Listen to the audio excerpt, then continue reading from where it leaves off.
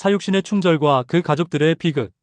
조선시대 사육신은 단종의 복위를 도모하다 처형된 6명의 신하를 지칭합니다. 이들은 성삼문, 박팽년, 하위지, 이계, 유흥부, 유성원으로 모두 세종대왕의 신임을 받았던 집현전 학사 출신이었습니다.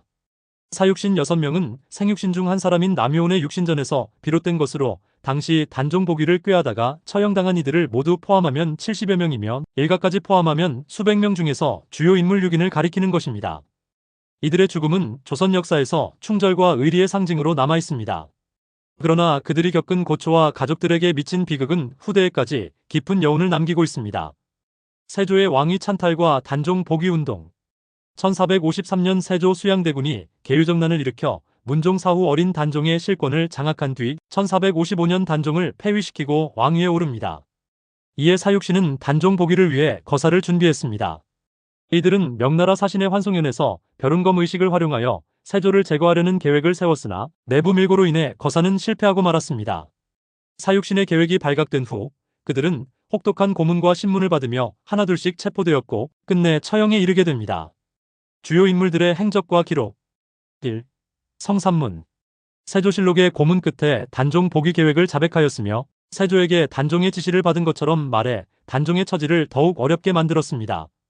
그러나 육신전엔 고문 중에도 세조를 전하라 부르지 않고 날이라 칭하며 끝까지 저항한 인물로 묘사됩니다. 2. 박팽년.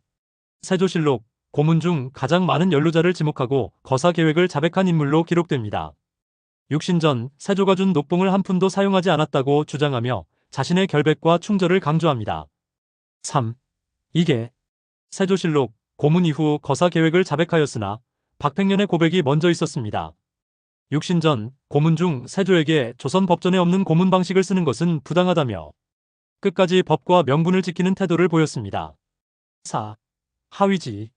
세조실록 신문 중 세조를 직접적으로 비판하며 자신의 죄를 인정하지 않았습니다. 육신전 세조의 질문에 죽음이 내 죄라면 네가 무엇을 묻겠는가? 라고 반문하며 강한 저항 의지를 드러냈습니다. 5. 유흥부. 세조실록 기록이 적으나 단호한 태도를 보인 것으로 알려져 있습니다. 육신전 세조를 대등한 호칭인 조카로 지칭하며 강렬한 저항 의식을 나타냈습니다. 6. 유성원. 체포되기 전에 자결하여 계획이 전면적으로 드러나는 것을 막았습니다.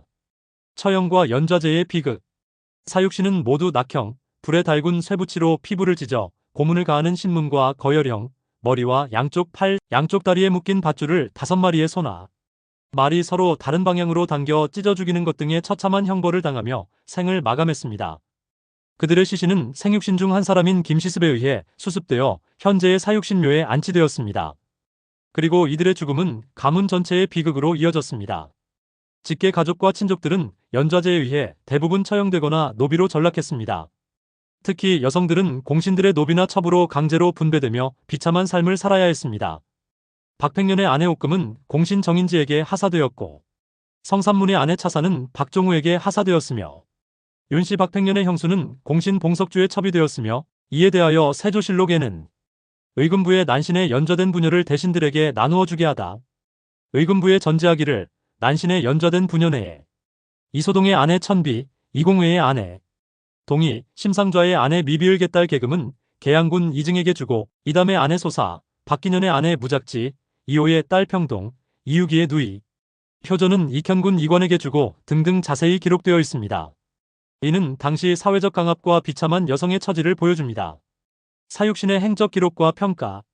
사육신의 기록은 육신전에 자세히 기록되어 있는데 육신전은 생육신 중 한 명인 남효운 1454에서 1492 사육신의 행적을 기록한 전기소설입니다.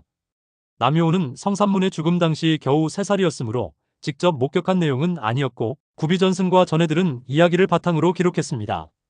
육신전은 조선왕조실록과 비교했을 때 세부적인 오류가 많아 사료적 가치는 낮게 평가됩니다. 하지만 이 작품은 조선 후기 사대부들에게 충절의 교훈을 제공하며 문학적 가치를 인정받았습니다. 사육신은 조선 사회에서 충성과 의리의 상징으로 자리 잡았으며 이들의 정신은 후대의 학문과 정치적 이상에 많은 영향을 미쳤습니다. 그러나 이들의 죽음과 가족이 겪은 비극은 역사의 또 다른 단면으로 승리자의 기록 속에서 묻히거나 왜곡된 채로 남았습니다. 현대에 이르러 사육신과 그 후손들이 겪은 고난은 충절을 넘어 인간의 존엄과 사회적 정의의 중요성을 일깨우는 사례로 재조명되고 있습니다. 이들의 희생은 단순한 충신의 이야기를 넘어 당시 권력 구조와 사회적 불평등을 반영하는 상징으로 남아 있습니다.